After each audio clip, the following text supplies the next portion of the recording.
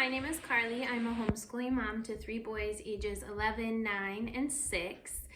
And I thought it'd be fun today to just kind of show you what we are packing for our kids' bags for the flight that we are taking tomorrow, actually, to Florida, just so you could get some ideas on things that we like to pack for our older boys. I know there's a lot of videos on things to pack for babies and toddlers, but this is kind of like the tried and true things that have worked for us over the years as the kids are getting older, and some new things that we added. I will say that we don't do anything as far as like screens on the airplane.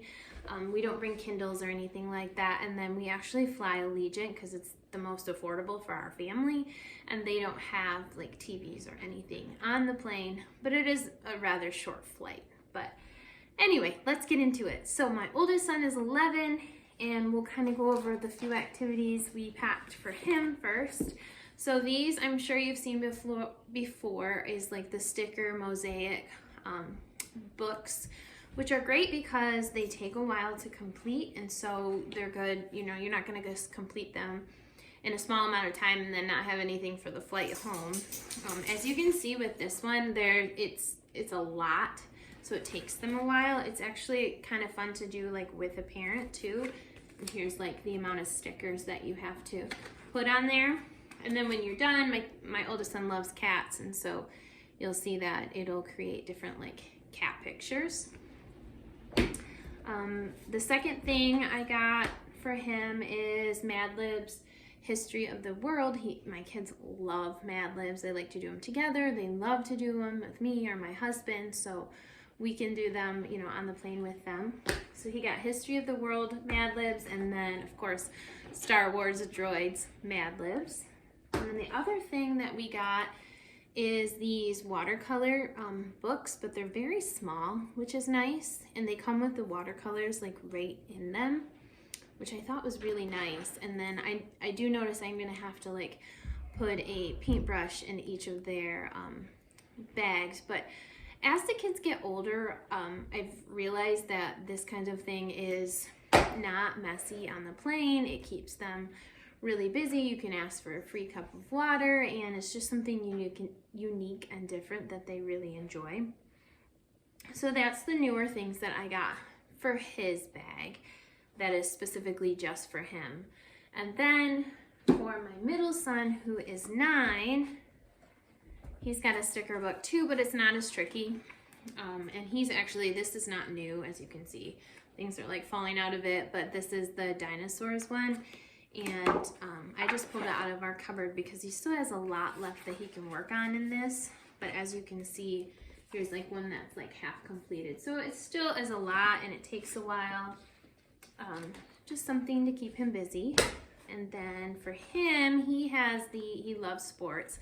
So the Grand Slam Mad Libs and the Touchdown Mad Libs, which Mad Libs is so great because it's fun and silly for them, but it's actually learning because you have to name like adjectives and nouns and adverbs, so it's practicing through play, which I love. And then for him, he got a Undersea World watercolor set, which I think they'll probably use these actually in Florida as well, like on their downtime, so those will be fun. And then for my youngest, I have another paint by sticker, the original kids one, and this one has not just dinosaurs, but it's got like a bunny, and let's see what else. Oh, like vehicles. So he just turned 6, so this is definitely something that we might have to like help him work through, but that's okay. It'll give me and my husband something to do on the plane as well. And then he has Mad About Animals Mad Libs and the Animal Forest watercolor set. And then the other thing I'm just going to add in, because we are going to be doing some school in Florida, and I thought this would be fun for him to do on the plane with me if we end up sitting together. So we don't pick our seats, and so we're not really sure.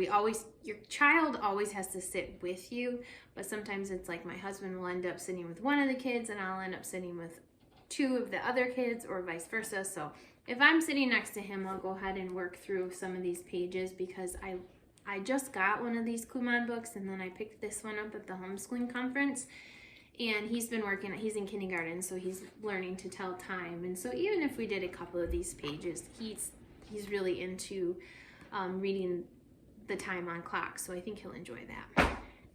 And then the other thing I have for each of their individual bags is just, they love drawing, and they are not really into like coloring books, but they love sketchbooks.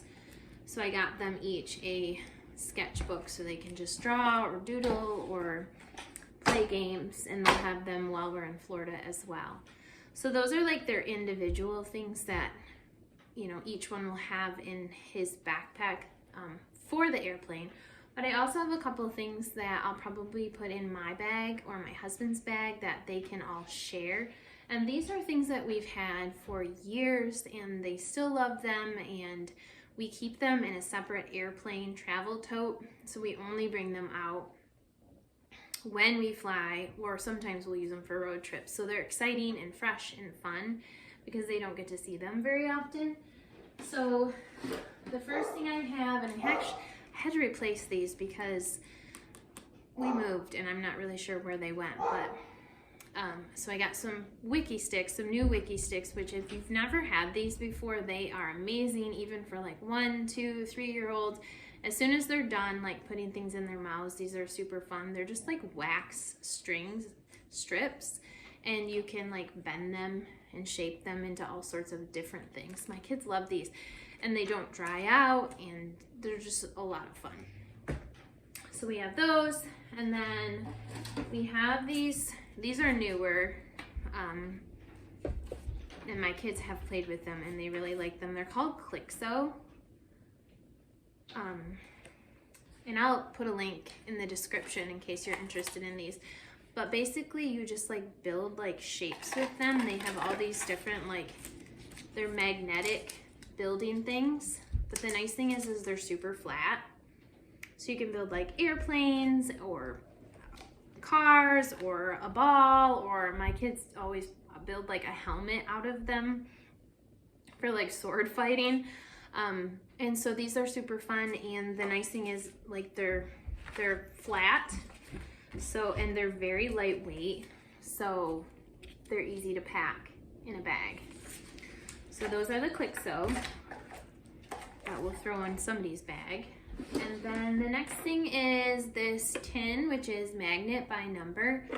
And this has been fun because you take them out, these cards, it comes with a bunch of different cards, and you put them on like the top of this, and then it'll tell you what colors are each. So number 1, well, we don't have a number 1 on there. So 4 is orange. And so to create the picture, you have to put the colors on the numbers that correlate up here, and they're magnetic, so it makes it easier like when you're traveling.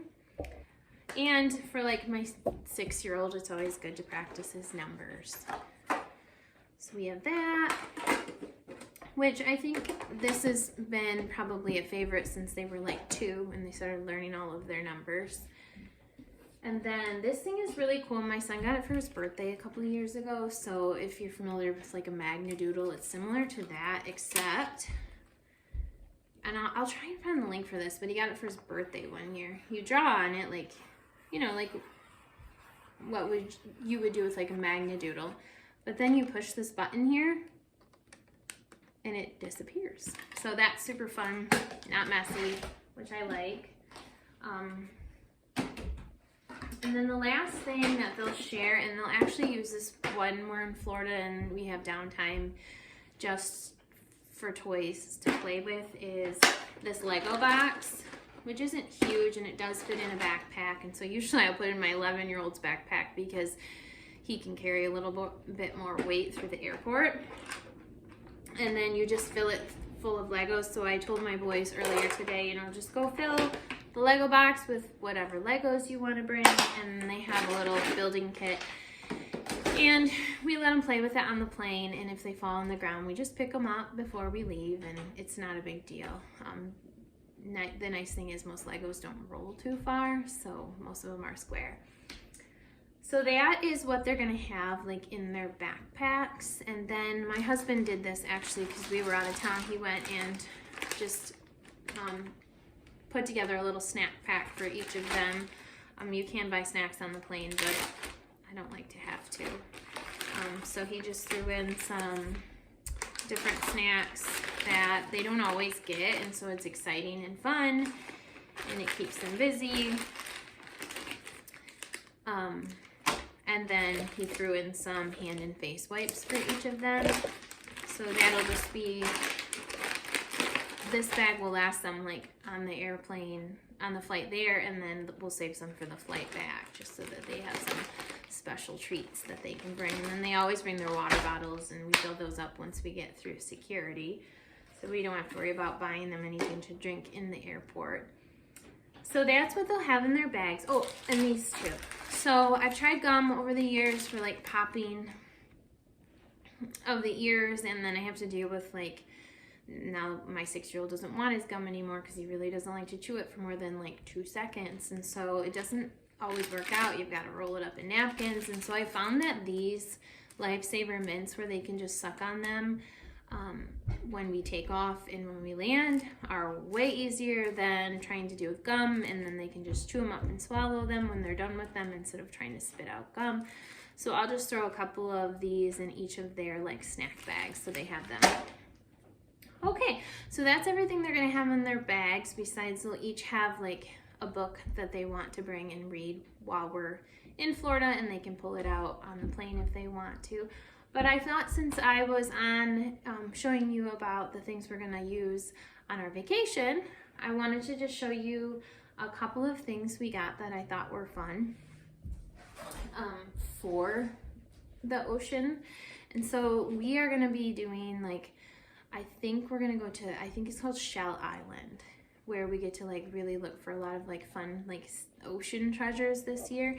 And so I picked up for each of the boys these little like shell bags that they're adjustable, and they can put them around their shoulder, and then you can shake out the sand. And so I got one for each of them, a blue one and then a yellow one, so that they can, you know, keep all their treasures in there and be able to collect while we're there.